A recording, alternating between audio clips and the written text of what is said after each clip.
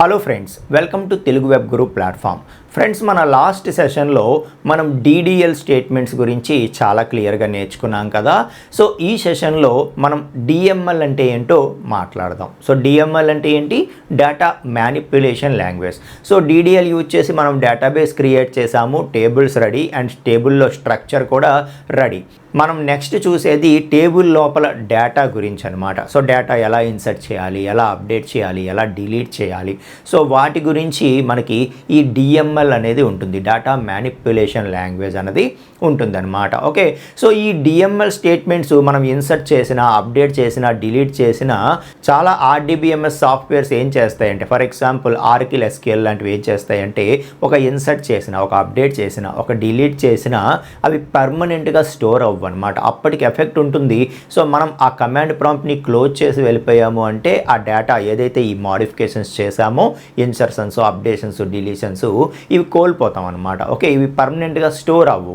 So అవి store అవ్వాలి అంటే మనం కంపల్సరీగా DML స్టేట్మెంట్స్ యూజ్ చేస్తున్నప్పుడు కమిట్ అనేది చెయ్యాలన్నమాట. ఓకే, సో ఏదైతే మనం TCL ట్రాన్సాక్షన్ కంట్రోల్ లాంగ్వేజ్లో కమిట్ గురించి మాట్లాడతామో, ఆ కమిట్ కమాండ్ అనేది ఇక్కడ కంపల్సరీగా రన్ చేస్తే అప్పటి వరకు మనం రన్ చేసినటువంటి ఈ DML స్టేట్మెంట్స్ ఏవైతే ఇన్సర్ట్, అప్డేట్, డిలీట్ ఇటువంటివన్నీ కూడా సో ఇంకా ఎఫెక్ట్ అయ్యి పర్మనెంట్గా సో డేటా అనేది స్టోర్ అవుతుందన్నమాట. ఓకే, సో అదే మనం MySQLకి వచ్చినప్పటికీ సో ఆర్కిల్ SQL లాంటి RDBMS సాఫ్ట్వేర్స్ మనకి సో ఆటోమేటిక్గా కమిట్ చేయవు, మనం కమిట్ ఇస్తేనే అవి పర్మనెంట్గా స్టోర్ అవుతాయి.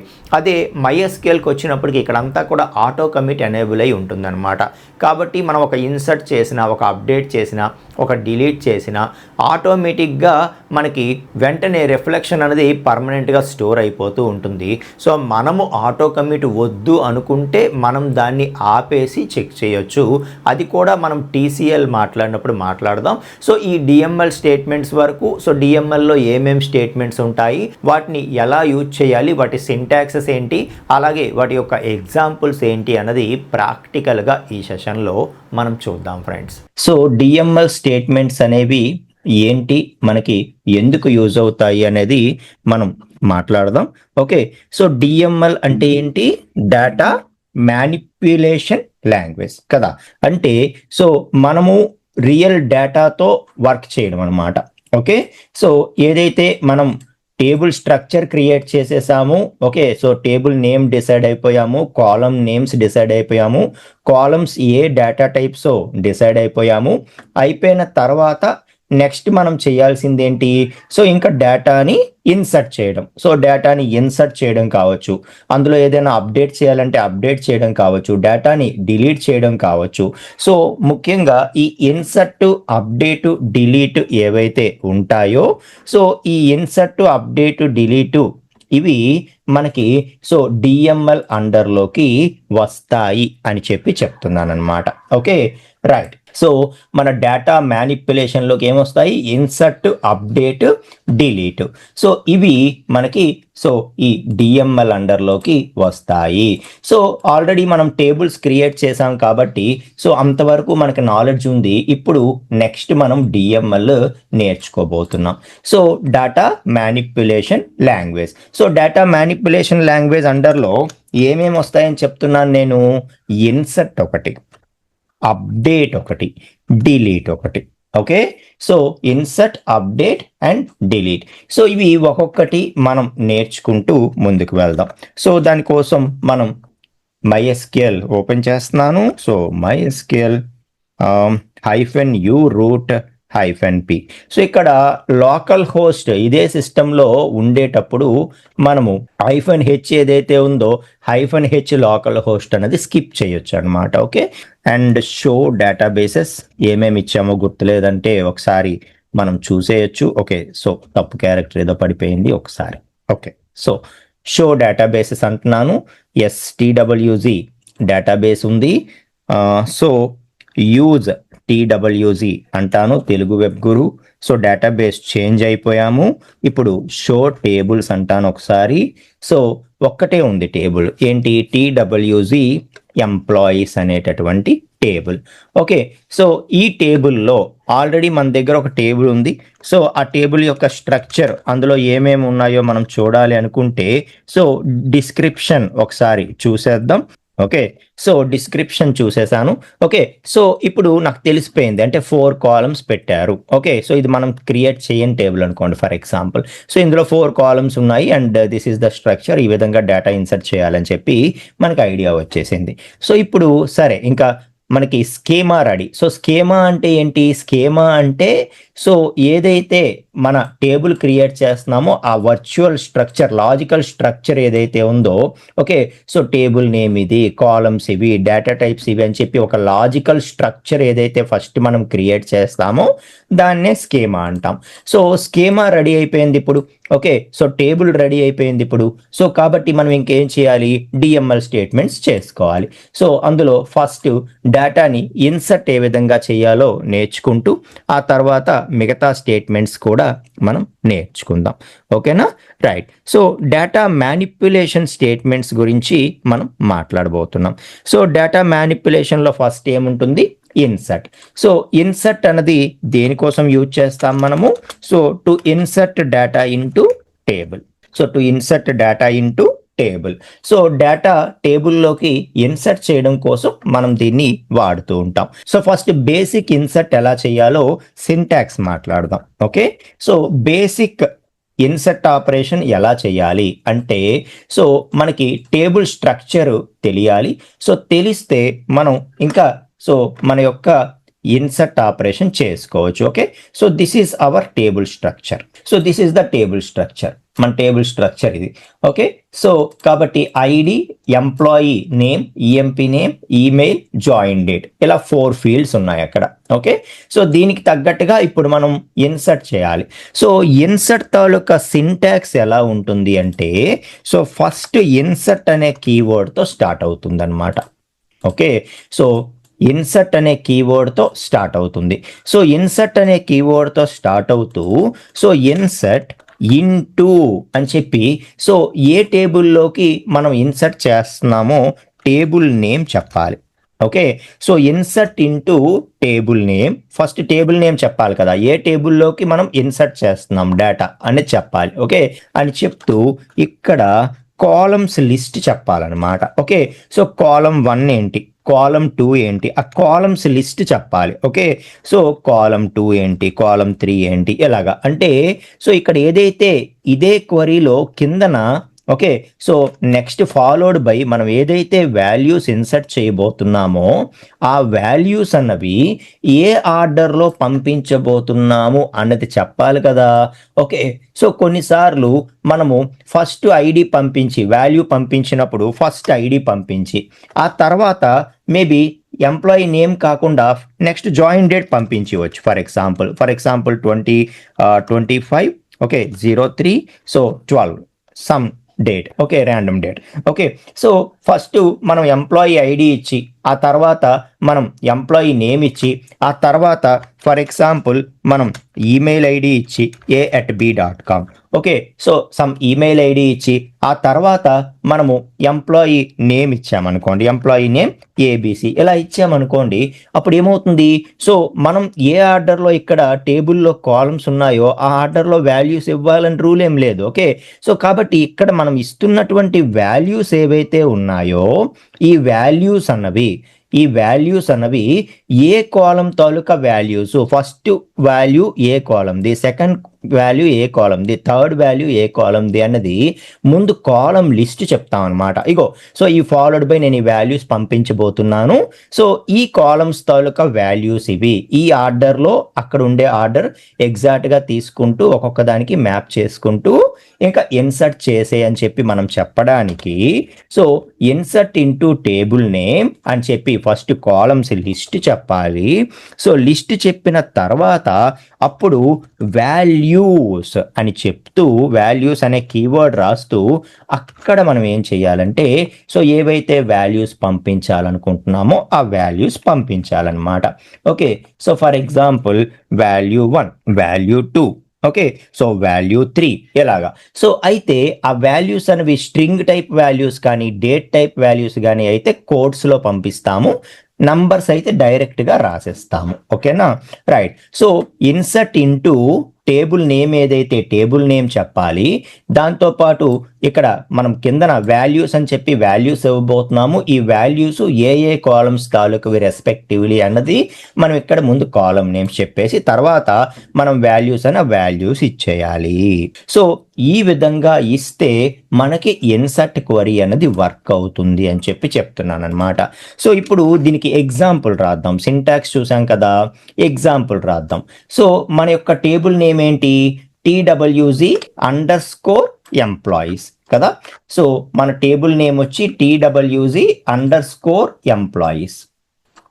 సో TWZ_employees ఇది మన టేబుల్ నేమ్. కాబట్టి ఇక్కడ మనం ఏం చేయాలి, ఇన్సర్ట్ ఇంటూ, సో ఏ టేబుల్లోకి డేటా ఇన్సర్ట్ చేయాలనుకుంటున్నావు అంటే సో TWZ_employees. సరే, సో దేనికి వాల్యూ పంపించాలనుకుంటున్నావు అంటే ఫస్ట్ ఐడికి పంపిస్తాను, ఆ తర్వాత ఈఎంపి నేమ్కి పంపిస్తాను, ఆ తర్వాత ఈమెయిల్కి పంపిస్తాను, ఆ తర్వాత జాయిన్ డేట్ ఏదో జాయిన్ డేటు పంపిస్తాను అని చెప్తున్నాను.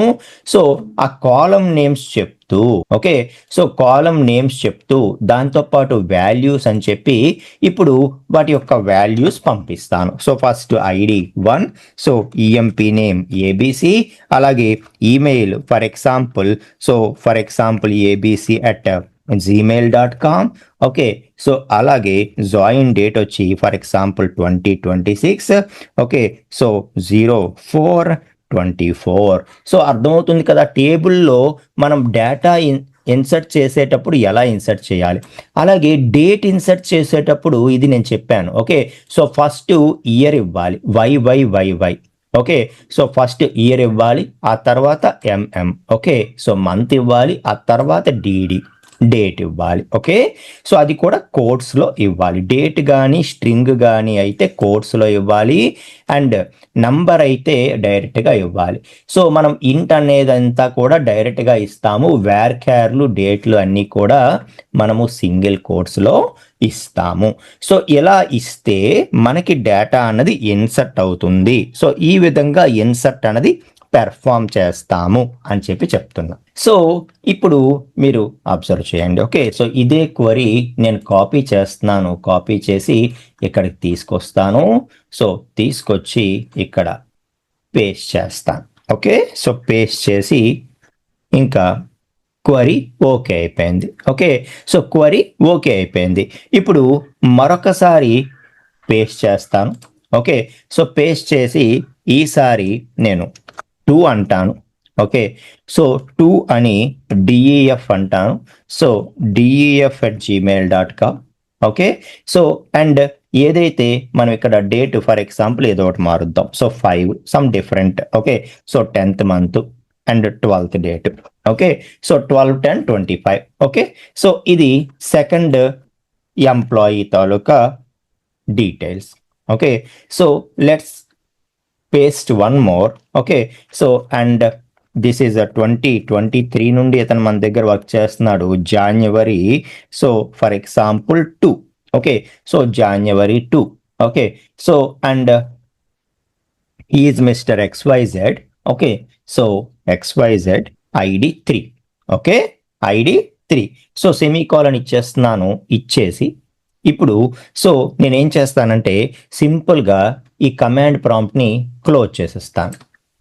ఓకే, క్లోజ్ చేసేసి మళ్ళీ నేను ఫ్రెష్గా కమాండ్ ప్రాంప్ట్ తీసుకుంటాను. ఎందుకు తీసుకుంటున్నానో చూడండి. MySQL -u root. Okay, -p. Okay, so తీసుకొని ఎస్, సో మనకి డేటాబేస్ నేమ్ తెలుసు TWZ అని యూజ్ చేస్తున్నాను. సో చేస్తూ ఇప్పుడు ఏమంటాను నేను, సో డేటా ఏదైతే మన టేబుల్ ఉందో అందులో డేటా ఆల్రెడీ ఇన్సర్ట్ చేశాం కదా, ఆ డేటా అనేది చూసే ప్రయత్నం చేస్తాను.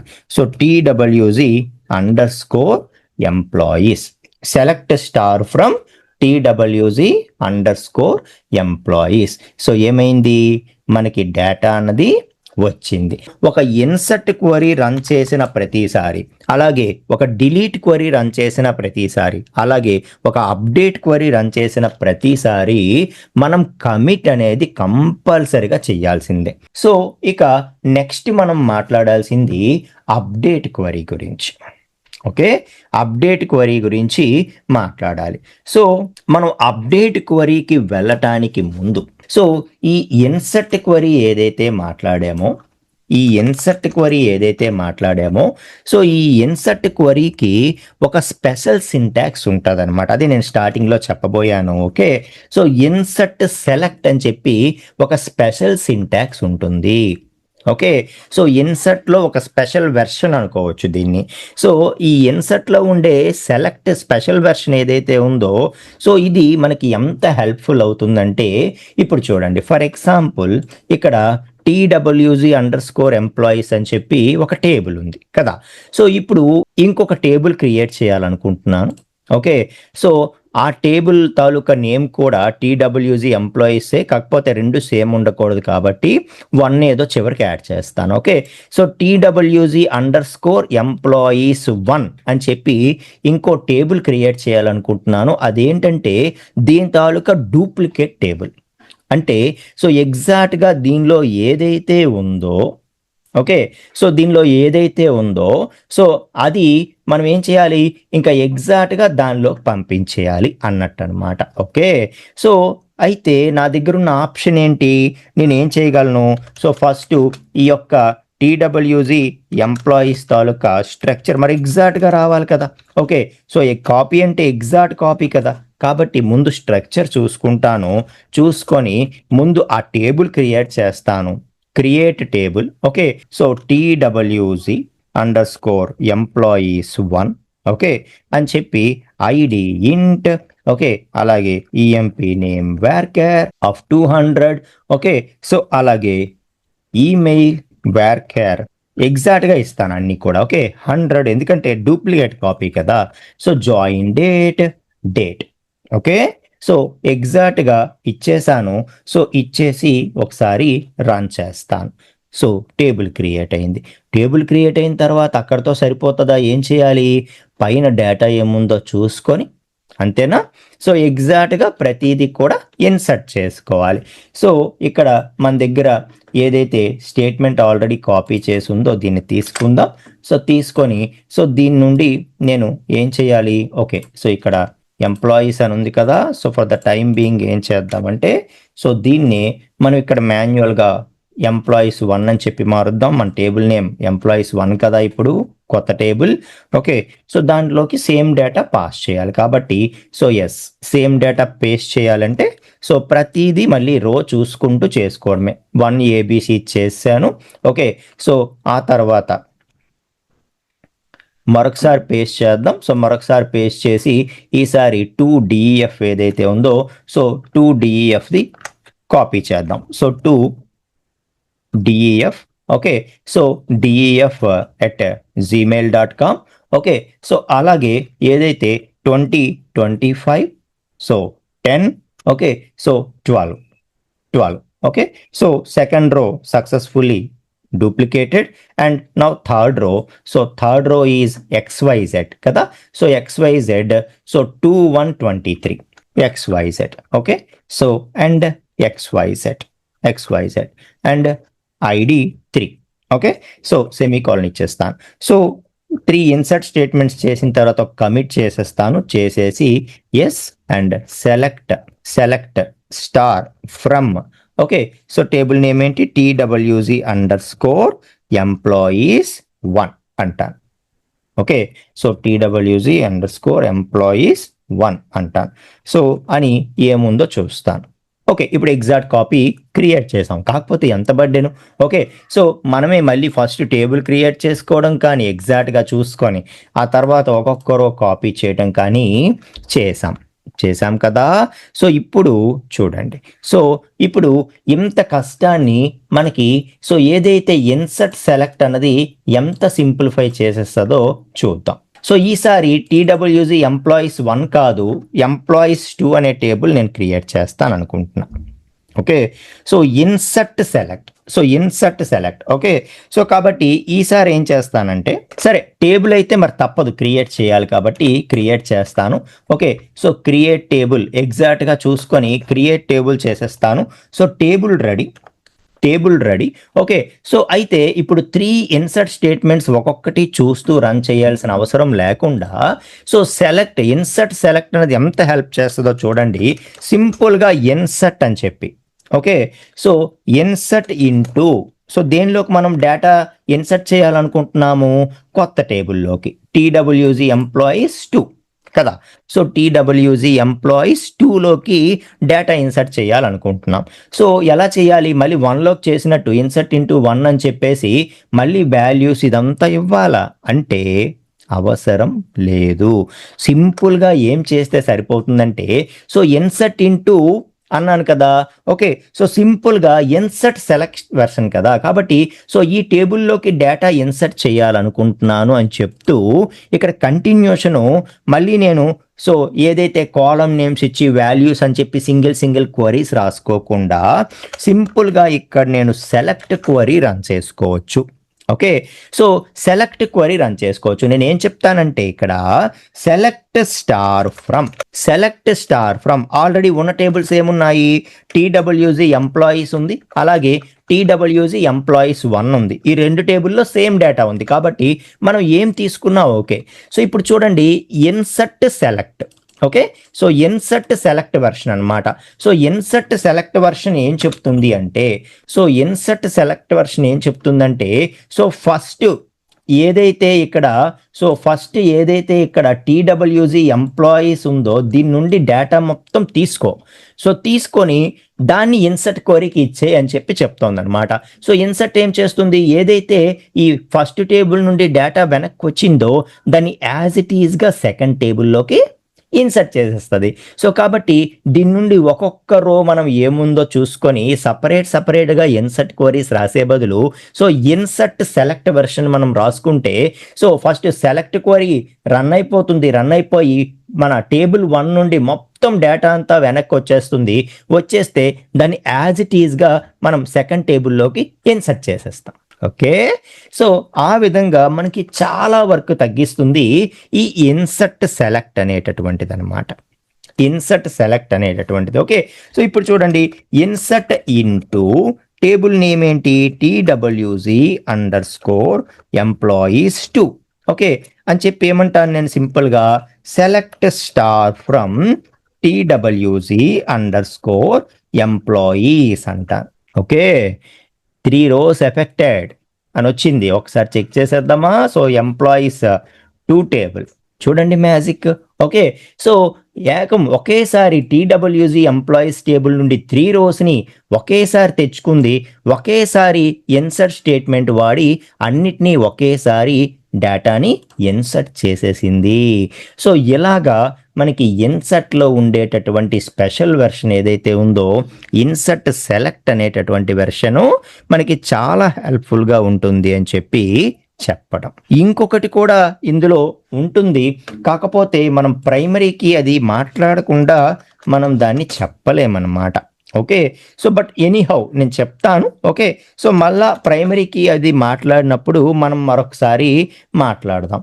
ఓకే, సో మనం ఇన్సర్ట్ క్వరీ చేస్తున్నప్పుడు సో మనము ఏదైనా ఒక టేబుల్లో ఒక కాలమ్ని గనక మనం ప్రైమరీ కీ అని కానీ యూనిక్ అని కానీ సెట్ చేసామనుకోండి. ఓకే, సో మనం కీ కన్స్ట్రెంట్స్ చెప్పినప్పుడు మీకు అవి తెలుస్తాయి క్లియర్గా.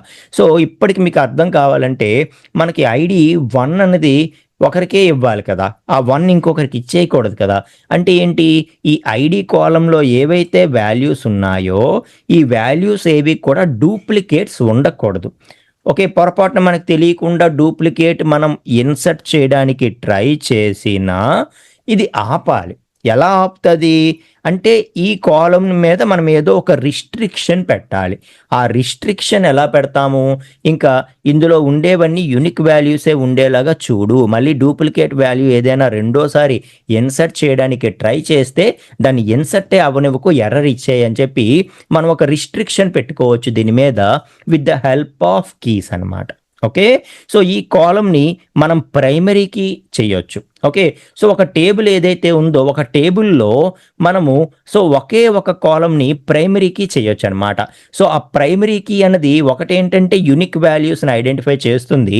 సో ఇక్కడ ఫర్ ఎగ్జాంపుల్ ఐడి ఇంట్ అంటున్నాం కదా, ఇక్కడ ఒక స్పేస్ ఇచ్చి ప్రైమరీకి అని రాసేస్తాం. అప్పుడు ఐడి కాలన్ ఏమోని ప్రైమరీకి అయిపోతుంది. అప్పుడు ఏమవుతుంది, ఆటోమేటిక్గా అందులో డూప్లికేట్ వాల్యూస్ ఇన్సర్ట్ చేయకుండా జాగ్రత్త పడుతుంది అనమాట.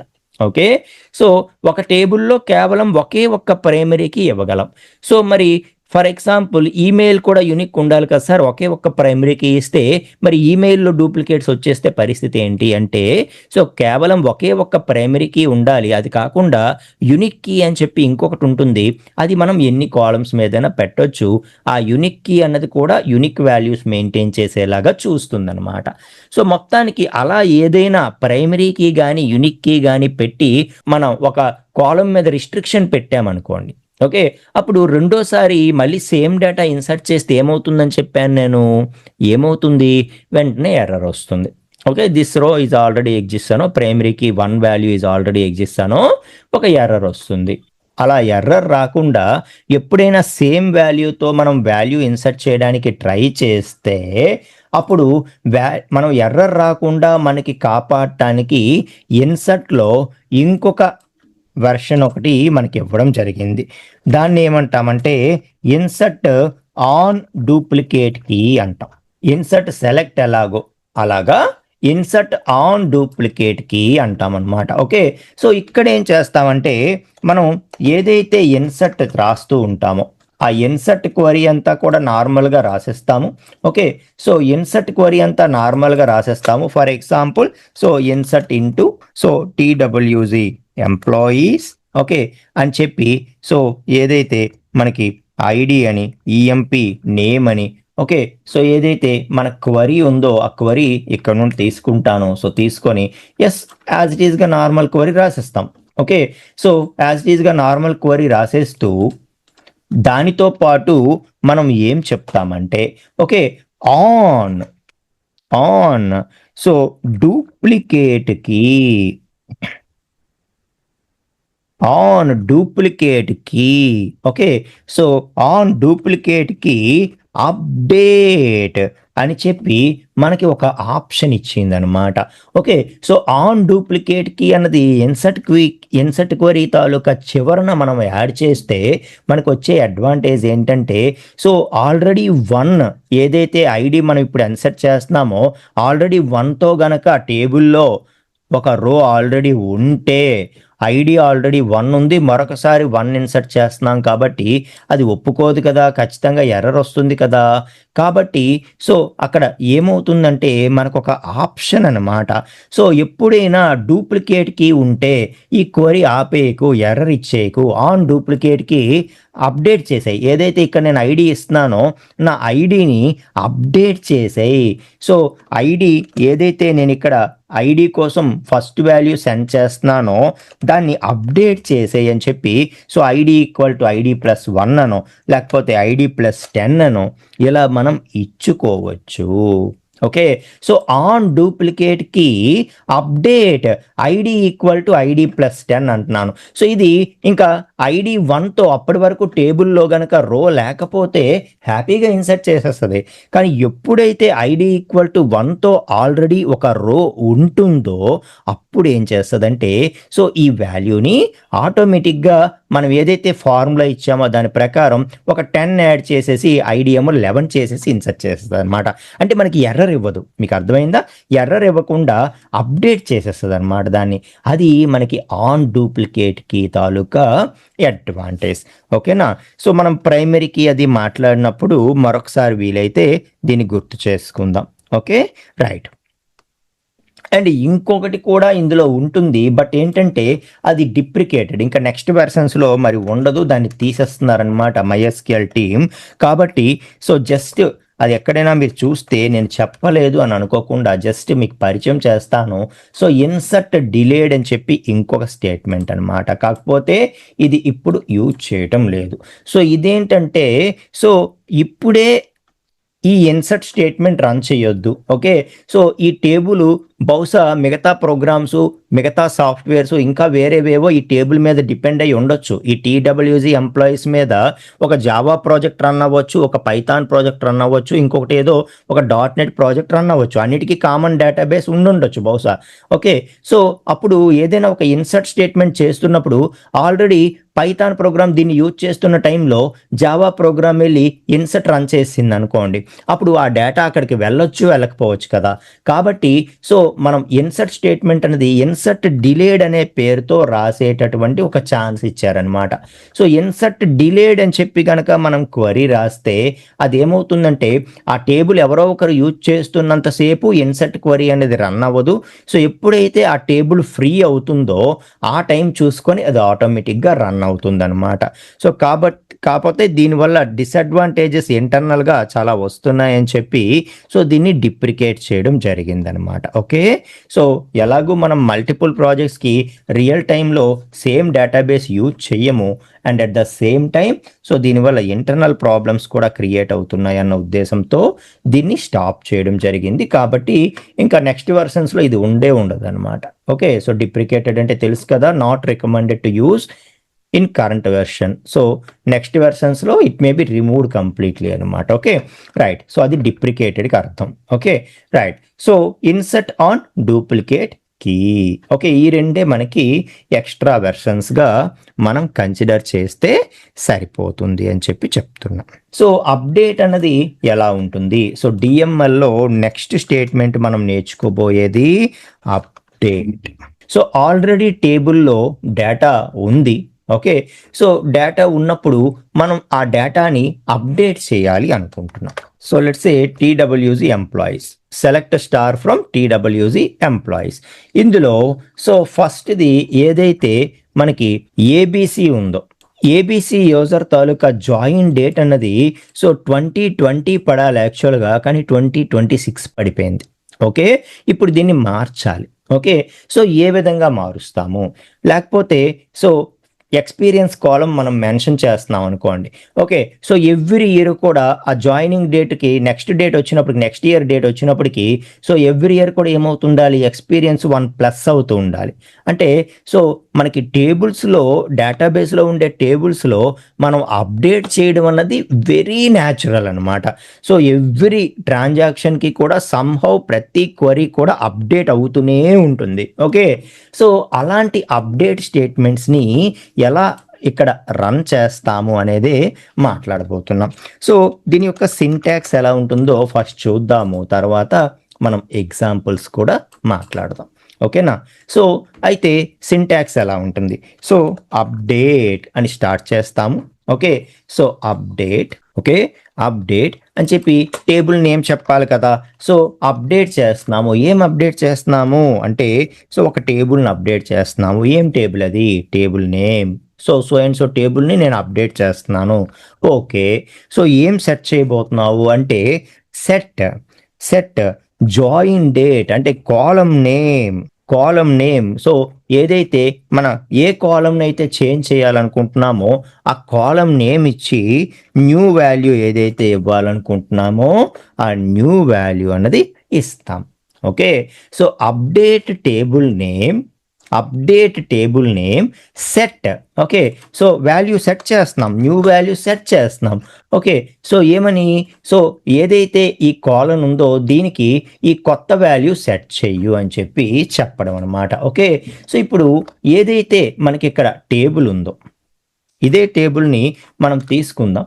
ఓకే, సో ఇదే టేబుల్ని మనం తీసుకొని ఇప్పుడు అబ్జర్వ్ చేయండి ఏం జరుగుతుందో. ఓకే, సో ఇక్కడ మనం ఏం చెప్పాలనుకుంటున్నాము? ఫస్ట్ క్యాండిడేట్ ఎవరైతే ఉన్నారో, ఫస్ట్ ఎంప్లాయీ, అతని యొక్క జాయిన్ డేటు 2020కి మార్చాలి అని చెప్పి అనుకుంటున్నాం. ఓకే, సో ఎలా ఇస్తామంట క్వరీ? సో అప్డేట్తో స్టార్ట్ చేస్తూ ఏంటి మన టేబుల్ నేమ్ ఏంటి? అప్డేట్ అని చెప్పి మన టేబుల్ నేమ్ ఏంటి? సో టేబుల్ నేమ్ వచ్చి TWG_employees. ఓకే, సో అని చెప్తూ సెట్ అంటాం. సెట్ అని చెప్పి కాలం నేమ్ ఏది మార్చాలనుకుంటున్నాం మనము? Join date. ఓకే, సో దేనికి మార్చాలి? కొత్త వాల్యూ ఏంటి? కొత్త వాల్యూ వచ్చి 2026 బదులు 2020 రావాలి. 04 24 మిగతా సేమే. ఓకే, సో ఇలా మనం క్వరీని రన్ చేస్తాం. అయితే ఇక్కడ చాలా పెద్ద ప్రాబ్లం ఒకటి ఏమున్నది అంటే, ఓకే, ఇక్కడ చాలా పెద్ద ప్రాబ్లం ఏంటంటే మీరు ఈ క్వరీని ఒకసారి అనలైజ్ చేయండి. సో టీడబ్ల్యూజీ ఎంప్లాయీస్ అనే టేబుల్ ఏదైతే ఉందో ఆ టేబుల్ని అప్డేట్ చేస్తున్నాము. ఫైన్. ఓకే, ఏం అప్డేట్ చేస్తున్నాము? సెట్ న్యూ వాల్యూ సెట్ చేస్తున్నాం. దేనికి? జాయిన్ డేట్కి. ఓకే, సో ఏమని సెట్ చేస్తున్నాం? న్యూ వాల్యూ 24th April 2020 అని చెప్పి సెట్ చేస్తున్నాం. ఓకే, ఇక్కడ 3 జాయిన్ డేట్స్ ఉన్నాయి. ఎవరి యొక్క జాయిన్ డేట్ మార్చడానికి ట్రై చేస్తున్నాం? మీకు అర్థమైందా? సో టీడబ్ల్యూజీ ఎంప్లాయీస్ టేబుల్లోకి వెళ్ళు, జాయిన్ డేట్ మార్చేయి. ఎవరు జాయిన్ డేట్ మార్చేయాలి? చెప్పామా? ఇక్కడ చెప్పలేదు. సో చెప్పకుండా నేను ఈ క్వరీ రన్ చేసేస్తే ఏమవుద్ది? అందరివి మారిపోతాయి. సో అందరివి మారిపోతాయి. ఏం చేయాలి? వేర్ క్లాజ్ ఇవ్వాలి. వేర్ క్లాజ్ ఇవ్వాలి. అంటే ఇంకా ఫర్దర్గా కండిషన్ రాయవలసి ఉంటుందన్నమాట. వేర్ అని చెప్పి సో ఏదో ఒక condition. Okay, so where so and so column name equal to okay so this value and okay so ఇలా ఎండ్ అని చెప్పి ఎన్నైనా ఇచ్చుకోవచ్చు. Another column name equal to for example value, ఇలా ఎన్నైనా మనం ఇచ్చుకోవచ్చు. ఓకే, సో అంటే మనం ఏం చెప్తున్నామంటే ఇక్కడ సో అండ్ సో టేబుల్ని అప్డేట్ చేయు, ఈ కాలంకి వాల్యూ సెట్ చేయు, కానీ అందరిది కాదు. ఎవరిదైతే కాలం నేమ్ ఈ వాల్యూతో మ్యాచ్ అవుతుందో, ఇంక ఇది నేను స్క్వేర్ బ్రాకెట్లో పెట్టేస్తాను. అంటే ఇది ఆప్షనల్ అనమాట. ఓకే, సో అంటే నేను ఇక్కడ ఏం చెప్తాను? సెట్ జాయిన్ డేట్ అంటున్నాను. అంటూ నేనేం చెప్పొచ్చు అంటే వేర్ కండిషన్ రాస్తూ ఏం చెప్తాను? వేర్ ఈఎంపీ నేమ్ లేకపోతే ఐడి. ఓకే, సో ఏదైతే యూనిక్ ఉందో ఐడి ఒకరికి ఉండేది ఇంకొకరికి ఉండదు కాబట్టి ఐడి బేస్లో ID equal to 1. Okay, so చాలా క్లియర్గా వేర్లో నేను కండిషన్ రాస్తానన్నమాట. సో మనం వేర్ క్లాజ్ అనేది మనం ఏదైతే ఇంకా ఫర్దర్గా రిస్ట్రిక్ట్ చేయడానికి, మన క్వరీని ఇంకా ఫిల్టర్ చేయడానికి వాడతాం. సో ఇక్కడ కండిషన్ ఇచ్చుకుంటాం. So where ID equal to 1 అంటే సో మనం సింపుల్గా ఏం చెప్తున్నట్టంటే ముందు ఐడి ఈక్వల్ టు 1 ఎవరిది ఉందో అది చూసుకో టేబుల్లో. Okay, so TWG employees టేబుల్ని update చేస్తున్నాము. అందులో ఐడి ఈక్వల్ టు 1 ఉండేదే మనం అప్డేట్ చేస్తున్నాము. అదే చూసుకో. సో చూసుకుంటూ ఓకే సో ఆ పర్టికులర్ రో తాలూకా జాయిన్ డేట్ని పాతది ఏదైనా ఉండని అది తీసేసి ఈ కొత్త డేట్ పెట్టు అని చెప్పి చెప్తున్నాం. సో ఇక్కడ కండిషన్ అనేది ఇక్కడ నేను చెప్పడం దీని ఉద్దేశం ఏంటంటే ఒకటే కండిషన్ రాయాలని రూల్ లేదు. సో ఐడి ఈక్వల్ టు 1 నుండి and so EMP name equal to so ABC ఉండేలాగా చూసుకో. సో ఈ రెండు మ్యాచ్ అయితేనే ఈ అప్డేట్ చెయ్యు, లేకపోతే చెయ్యకు అన్నట్టుగా మనం చెప్పొచ్చు అనమాట. ఓకే, సో ఇది మనకి అడ్వాంటేజ్ ఏంటి? సో ఇంకా మనం రిస్ట్రిక్ట్ చేయడానికి, ఫర్ ఎగ్జాంపుల్ మనం ఓన్లీ ఈఎంపీ నేమ్ ఏబిసి అన్నాం అనుకోండి ఫర్ ఎగ్జాంపుల్ ఇక్కడ. ఓకే, సో నేను ఐడి ఈక్వల్ టు 1 ఇవ్వలేదు condition, EMP name equal to ABC అంటాను. Okay, so EMP name equal to ABC అంటాను. ఫర్ ఎగ్జాంపుల్ సంతోష్ అనే నేమే తీసుకుందాం. EMP name equal to Santosh అంటే సంతోష్ అనే నేమ్తో సేమ్ ఎంప్లాయీస్ సంతోష్ అనే నేమ్తో ఎంతోమంది ఉండొచ్చు. ఓకే, సో అప్పుడు మల్టిపుల్ రోస్ అప్డేట్ అయిపోయే ఛాన్స్ ఉంటుంది కదా. సో ఆ ఛాన్స్ మనం తీసుకోకూడదు. అంటే ఇంకా మనం ఏం చేయొచ్చు అంటే దీన్ని ఇంకా ఫర్దర్గా మనకి డూప్లికేట్స్ అయిపోకుండా, రాంగ్గా అప్డేట్ అయిపోకుండా మనం దాన్ని ఆపడానికి ఎన్ని కండిషన్స్ అయినా రాసుకోవచ్చు ఇక్కడ. సో ఈఎంపీ నేమ్ ఏబిసి అవ్వాలి అండ్ ఐడి ఈక్వల్ టు 1 ఉండాలి. ఈ రెండు సాటిస్ఫై అయితేనే అలాంటి రోనే అప్డేట్ చేయి అన్నాను అనుకోండి, అప్పుడు ఆ రో మాత్రమే తీసుకుంటుంది అనమాట. సో మనం తీసుకునేది యూనిక్ రో అయితే నో ప్రాబ్లం. ప్రైమరీ కీ కానీ యూనిక్ కీ కానీ ఉన్న రో అయితే దాన్ని బేస్ చేసుకుని వెళ్తే ఇక్కడ వేర్ క్లాజ్లో మల్టిపుల్ కండిషన్స్ అవసరమే లేదు. ఓకే, అలా కాకుండా మనం ఇవ్వాల్సి వస్తే మాత్రం ఇది మనం గుర్తుపెట్టుకోవాలి. ఓకే, సో ఇంకా మనం ఎంత దాన్ని ఫిల్టర్ చేయగలిగితే అంత మంచిది అని చెప్పి చెప్పడం అన్నమాట. ఓకేనా, రైట్. సో ఈ విధంగా మనకి అప్డేట్ క్వరీ అన్నది ఉంటుందన్నమాట. సో ఇక అప్డేట్ క్వరీ అన్నది ఇది. Okay, right. So update query మనకు అర్థమైపోయింది కాబట్టి మనం ఇంకా డిఎంఎల్లో లాస్ట్ ఉండేటటువంటి డిలీట్ ఏదైతే ఉందో, సో డిలీట్ గురించి నేర్చుకుందాం. ఓకే, సో దానితో మనకి డేటా మ్యానిపులేషన్ స్టేట్మెంట్స్ కంప్లీట్ చేసుకున్న వాళ్ళం అవుతాం. Okay, so delete. So delete అన్నది ఏంటి? ఒక టేబుల్లో ఉండేటటువంటి డేటాని డిలీట్ చేయటానికి. ఇదే టేబుల్ కాబట్టి కాపీ చేసుకుంటాను, ఇక్కడికి కూడా చేసుకొని దాన్ని యూజ్ చేసుకుందాం. సో ఆల్రెడీ టేబుల్లో డేటా ఉంది, దాన్ని మనం డిలీట్ చేసేయాలి అనుకునేటప్పుడు జనరలీ మనకి డిలీట్ క్వరీ అనేది యూజ్ అవుతూ ఉంటుంది అనమాట. ఓకే, సో డిలీట్ క్వరీ అన్నది సింటాక్స్ ఎలా ఉంటుంది ఫస్ట్ చూద్దాము, తర్వాత ఎగ్జాంపుల్ కూడా మాట్లాడదాం. సో సింటాక్స్ ఎలా ఉంటుంది డిలీట్ క్వరీది అని అంటే, సో సింటాక్స్ మనం చూసుకుంటే ఓకే, సో ఎలా ఉంటుంది? సో డిలీట్ క్వరీ తాలూకా సింటాక్స్ ఎలా ఉంటుంది అంటే, డిలీట్ ఫ్రమ్, ఫస్ట్ డిలీట్ తోనే స్టార్ట్ అవుతుంది. ఓకే, సో డిలీట్ తోనే స్టార్ట్ అవుతుంది. Delete from, so delete from దేని నుండి మనం డేటా తీసేయాలనుకుంటున్నాము? Delete from so and so table.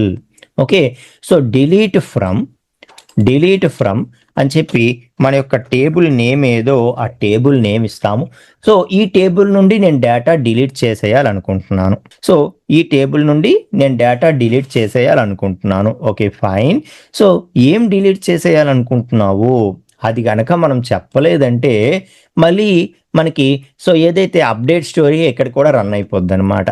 So సింపుల్గా దీనికి ఎగ్జాంపుల్గా మనము డిలీట్ ఫ్రమ్ అంతే, ఇలా ఇచ్చిన క్వరీ రన్ అయిపోద్ది ఇప్పుడు.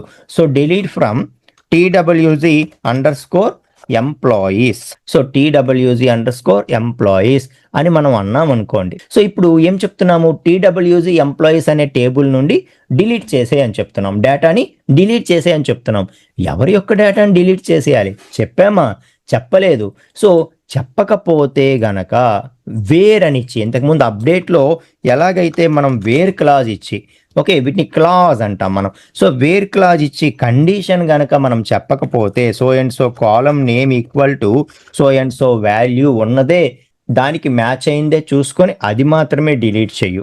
ఇలా గనక మనం కండిషన్ చెప్పకపోతే, so delete from TWG employees అంటే TWG ఎంప్లాయీస్ నుండి డేటా డిలీట్ చేసేయి అని చెప్పాం, ఎవరిదో చెప్పలేదు, మొత్తం డిలీట్ చేస్తుంది అనమాట.